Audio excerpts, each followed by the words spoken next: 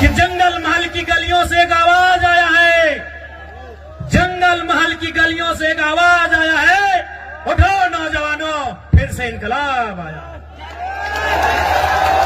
लेकिन आपके लिए दुख थोड़ा ज्यादा इसलिए होता है कि जैसा भी सही जमशेदपुर वालों को झारखंड मिला, सरायकेला वालों को झारखंड मिला, धनबाद वालों को झारखंड मिला, बोकारो वालों को झारखंड मिला, हजारीबाग गिरिडीह को झारखंड मिला, रामगढ़ को झारखंड मिला, रांची को झारखंड मिला, लेकिन झारखंड बनने का हकदार और झारखंड में शामिल होने का हकदार पुरलिया, झारग्राम, बांकुड़ा के लोग भी रखते थे। आज बिल्कुल इस बात का अफसोस आपकी आंखों में भी झलक रहा है और हमें भी झलकता है। जो आंदोलन कोयलांचल में था, जो आंदोलन लोहांचल में था, कोयलांचल यानी हमारा जो कोलियरी कोयला का क्षेत्र है, धनबाद, बोकारो, गिरिडीह, हजारीबाग का हिस्सा, और लोहांचल यानी जमशेदपुर का क्षेत्र, वही आंदोलन आपके जंगल महल में भी था। जो त्याग कोयलांचल वालों ने किया था, जो त्याग लोहांचल वालों ने किया था, वही त्याग जंगल महल वालों ने भी किया था।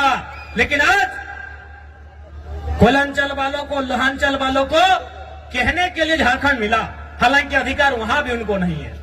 आज भी वहां उनको मजदूरी के लिए तरसना पड़ता है।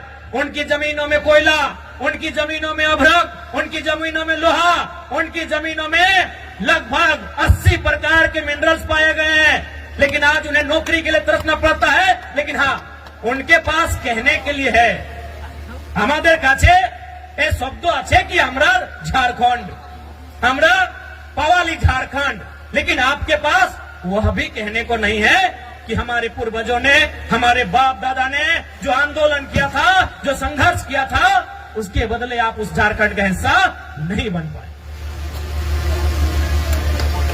तो कहीं ना कहीं इसमें भी साजिश है, साजिश है, बहुत बड़ी साजिश है।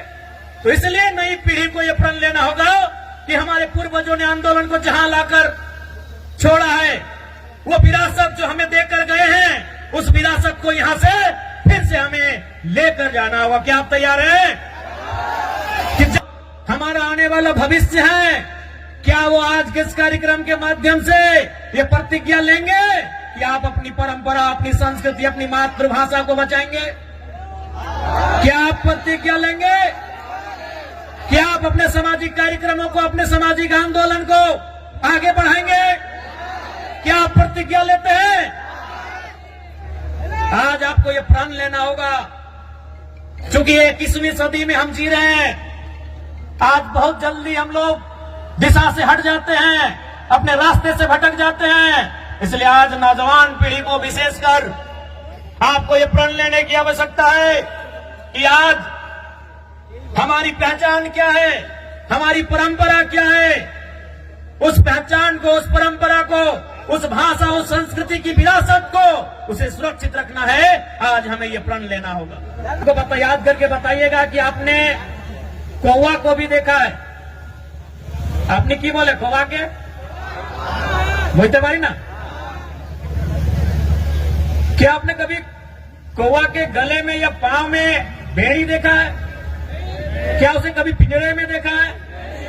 क्या उसे कभी किसी रस्सी में या किसी भी प्रकार से बंधन में देखा है? नहीं देखा है। आपने क्यों कौवा के बंधन देखे छी ना? क्यों नहीं देखा है? तो कौवा भले काला होता है, देखने में भले आपको बुरा लगे, देखने में बदसूरत लगे, लेकिन जो वो काव काव काव काव चिल्लाता है, काव काव जो करता है ना, उसकी मातृभाषा है। और जो मातृभाषा बोलते हैं, मातृभाषा यानी हमारी मातृभाषा, हमारी परंपरा, हमारी संस्कृति, जो मातृभाषा बोलते हैं वो कभी गुलाम नहीं होते, उन्हें कभी कोई गुलाम नहीं बनाता।